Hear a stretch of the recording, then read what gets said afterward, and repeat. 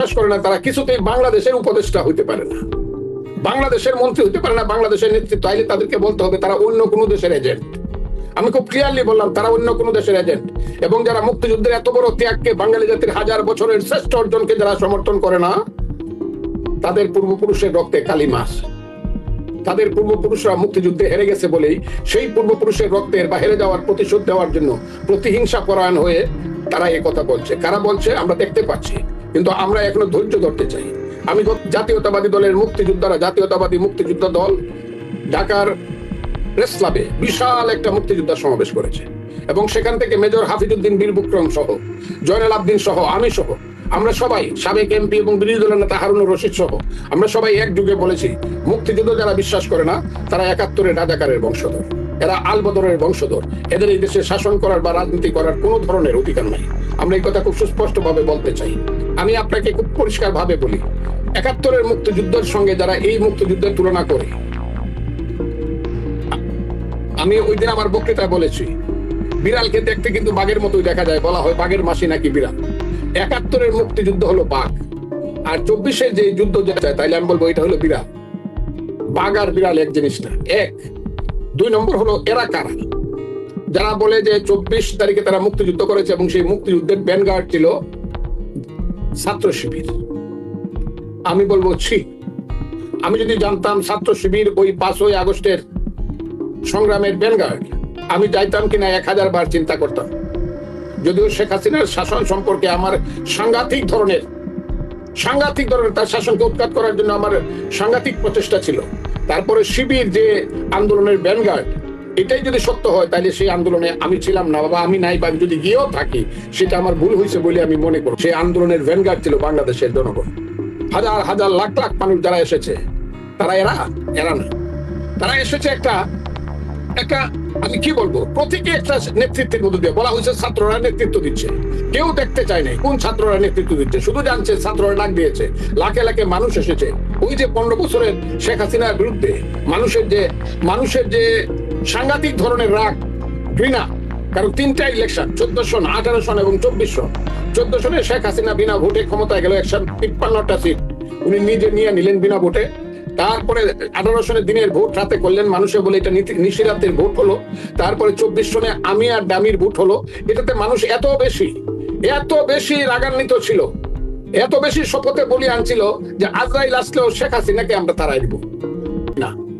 তাদের বিশ্বাসের এখন অবমাননা হয়েছে কিনা, তাদের বিশ্বাসকে নিয়ে কেউ খেলা করছে কিনা, তারা যদি মনে করে ইসলামী ছাত্র শিবির ভ্যানগার্ড এবং তারা ছিল নেতা, তাইলে বাপের বেটা তারা এখন একটা মিটিং ডাকুক, দেখি কত লোক হয়, কারা যায়, যে আমরা ইসলামিক ছাত্র শিবিরের নেতৃত্বে আন্দোলন করছি, আসেন আপনারা আমাদের সাথে, দেখি কত লোক যায়। কাজে আমি মনে করি এখন তারা মানুষকে ধোঁকা দিচ্ছে। তারা আগে যে কথা বলে মানুষকে সাথে নিয়েছিল, আর এখন যে কথা বলছে, দুইটার মধ্যে যোজন ফারাক। এবং দিনে যে কথা তারা বলছিল, রাতে তারা সেটা অস্বীকার করছে এবং তাদেরকে বলা হয় মুনাফেক। ওই দিন আমি একটা বিয়ের অনুষ্ঠানে গেছিলাম, একজন মৌলানা সাহেব আমাকে জিজ্ঞাসা করছে, বললেন ৫ই আগস্ট বিপ্লব করছো, ৫ই আগস্টে তো আপনারা এই কথা কইছেন না, দিনে রাইতে তো আপনারা এক কথা বলেন নাই, তা আপনারা তো মুনাফেক। ফ্যাসিস্ট বেশি খারাপ না মুনাফেক বেশি খারাপ ইসলামের দৃষ্টিতে? এই প্রশ্নগুলো এসেছে বলেই এখন বাংলাদেশে একটা কুয়াশা সৃষ্টি হয়েছে। আপনাকে বললাম অন্ধকারের দিকে যাচ্ছে। এই দেশে কোন সরকার আছে কি নাই, এই দেশে ভবিষ্যৎ কি, এটা কিন্তু মানুষ বুঝতে পারতেছে না। মানুষ খুব একটা অনিশ্চিত অবস্থার মধ্যে দিয়ে আছে। কিন্তু একটা জিনিসের মধ্যে মানুষ সিদ্ধান্তের সাংঘাতিক ভাবে তাদের শপথ গ্রহণ করেছে যে মুক্তিযুদ্ধের বাইরের যে বাংলাদেশ, সেই বাংলাদেশ আমরা মানি না, যারা এই বাংলাদেশ পাইতে চায় তাদেরকে আমরা মানি না। এই ব্যাপারে আমরা সিদ্ধান্ত গ্রহণ করেছি বলেই, বাংলাদেশের মানুষ সিদ্ধান্ত গ্রহণ করেছে বলেই মনে হয়। আজকে আপনি যে কথাটা আমাকে জিজ্ঞাসা করতেছেন, আমার অনেক বয়স হয়েছে, আমার কান্নাও আসে। কত যুদ্ধ করবো? আমি ৬০ বছর যাবৎ রাজনীতি করি। আরো কি আমার জীবনের শেষ দিন পর্যন্ত এইসব মিথ্যাবাদী, জোচ্চোর এবং মুনাফেকদের বিরুদ্ধে আবার যুদ্ধ করতে কি আমার জীবন যাবে? এত বড় বলতেছে ৭২-এর সংবিধান ফালাই দেবো, শেখ মুজিবকে আমরা এখানে ছবি পুড়িয়ে ফালাই দেবো, আমরা তাকে বাতিল করে দিব, মুক্তিযুদ্ধ কিছু না। এই কথাগুলো যদি ৫ই আগস্টের আগে তাদের কোনো কর্মসূচিতে দিত, দেখতাম কত মানুষ তাদের আন্দোলনে যায়। এখন তারা এই কথাগুলো বলছে হাতে ক্ষমতা পেয়ে, কিন্তু মানুষের ক্ষমতা চিরস্থায়ী হয় না এবং অন্যায় ক্ষমতা মানুষের ধ্বংস হতে বাধ্য।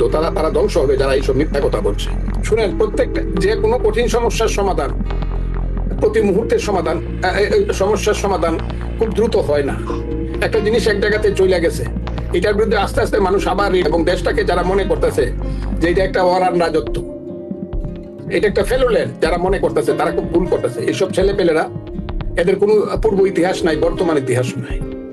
এরা এই দেশটাকে আল্লাহ জানে এরা কোত্থেকে আসছে, কে আনছে। এখন তো মনে হয় ইউনূস সাহেবকে আমি বলছিলাম 100 বছরের মধ্যে এই ধরনের বাঙালির সন্তান জন্মগ্রহণ করে নাই, কিন্তু এখন তো আমার মনে হয় উনি যেভাবে বক্তৃতা করে ওদেরকে একটা মানে হিমালয়ের শৃঙ্গে তুলে দিছে। ছাত্ররাই সব, এরাই সব, ছাত্ররা বলে না, ওই ছাত্ররা, বৈষম্য বিরোধী ছাত্ররাই সব। এরা তো মনে করতেছে এরাই দেশের মালিক মুক্তার হয়ে গেছে। এখন সারা দেশব্যাপী এখন সবচেয়ে বড় যন্ত্রণার নাম হলো সমন্বয়ক। সবচেয়ে বড় যন্ত্রণা, গ্রামে গ্রামে সমন্বয়ক পৌঁছে গেছে, থানায় থানায়, জেলায় জেলায়, এবং এদের কাজ হলো চান্দাবাজি করে বেড়ানো। আমি যা শুনি চতুর্দিক থেকে, এখন আর কান ধরার, মন দিয়া শোনার আর সময় নাই। অবস্থাটা হয়ে গেছে, এরা দেশটাকে এমন একটা জায়গাতে নিয়ে যাচ্ছে, আমার মনে হয় এক সময় মানুষ রুখে দাঁড়াবে। এবং সেই ভোগ বিলাস বাড়ানোর জন্য এরা যা করছে, এগুলো এখন আমার মুখে বলা বড় বিপদ। এই কারণে বিপদ যে তারা আমার সন্তান তুল্য। এইসব ছেলেপেলেরা একটা সময় সাহসিকতা দেখাইছে, সেই সাহসিকতার পরিণতি যে এইটা হবে, এটা ভাবতে গেলে আমার নিজেকে খুব ছোট মনে হয় যে একটা দেশে এই ধরনের ঘটনা ঘটতে পারে।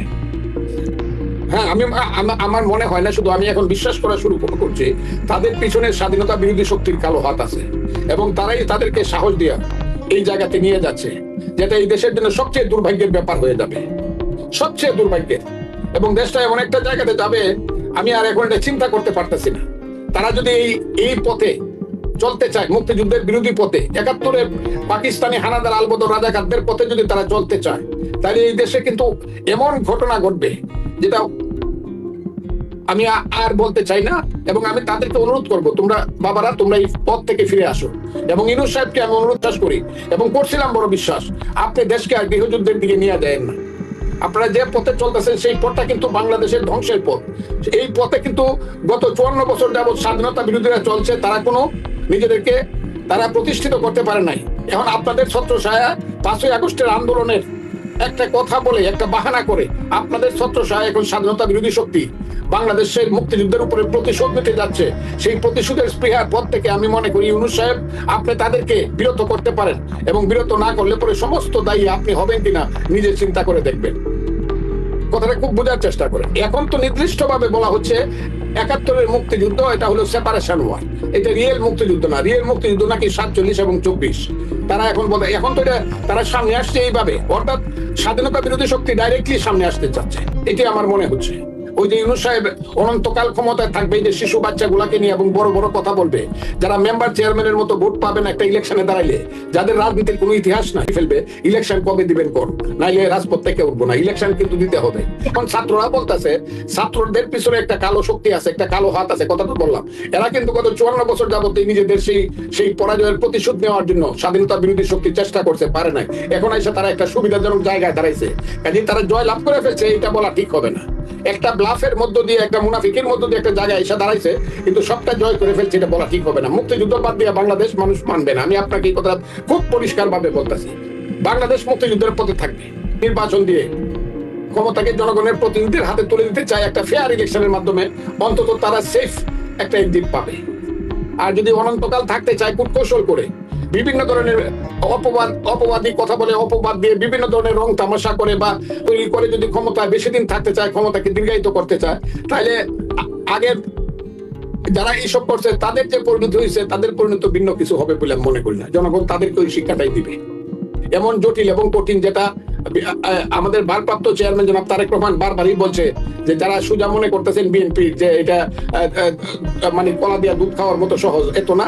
এখন রাজনীতি আগের যে কোনো সময়ের চেয়ে কঠিন। আমার কাছে মনে হয় এখনকার যে ভবিষ্যৎটা আগের যে কোনো সময়ের চেয়ে বাংলাদেশের জন্য কঠিন অবস্থা দাঁড়াইছে। আমি কল্পনা করতেও আমার মাঝে মধ্যে ভয় লাগে, কল্পনা করতেও, যে তারা যদি এই অন্যায়ের পথে, অপরাধের পথে, মুক্তিযুদ্ধ বিরোধী পথে তারা যদি আরো চলতে থাকে, তাহলে এই দেশের অবস্থা আল্লাহ কোন দিকে নিবে, আল্লাহ মালুম। আমি এখনো সবটা বলতে চাই না। আমি যে কথাটা বলি, যতক্ষণ পর্যন্ত তারা ক্যামোফ্লেজ করতে পেরে, ততক্ষণ পর্যন্ত কিছুটা সুবিধা তারা নিতে পারছে। এখন যখন মানুষ তাদেরকে চিনে ফেলছে যে এরা ওই যে আসলে যে উপরের যে মুখটা, সেটা মুখ না, সেটারও মুখোশ, আসলে যে তাদের কুৎসিত মুখটা যখন এখন মানুষ আস্তে আস্তে দেখতে শুরু করছে, কাজে আর খুব বেশি দূর আগাতে পারবে বলে আমার মনে হয় না। বাংলাদেশে থাকতে হলে মুক্তিযুদ্ধকে মেনেই থাকতে হবে, বাংলাদেশে থাকতে হলে বাংলাদেশের প্রতিষ্ঠাকে মেনেই থাকতে, বাস্তবতাকে মেনেই থাকতে হবে। বাংলাদেশে থাকতে হলে ওই যে বলতেছে 72-এর সংবিধান কবর দিয়ে দিব, না, 72-এর সংবিধান লক্ষ লক্ষ মানুষ, 30 লক্ষ মানুষের রক্তের আকরে লেখা সংবিধান। কাজেই যারা এটা ওই মুক্তিযুদ্ধের রাইফেল ছিল, এটার কলম আর মানুষের রক্ত ছিল, শহীদের রক্ত ছিল কালি। কাজেই 72-এর সংবিধানকে পট করে কবর দিয়ে নতুন করিয়া এই দেশে আবার তালেবান শাসন কেমন করবে, ইম্পসিবল। এটার নাম হলো সুজলা সুফলা শস্য শ্যামলা সোনার বাংলাদেশ, বুঝতে হবে। কাজে এটা এত সহজ না। আপনি যেটা বলতেছেন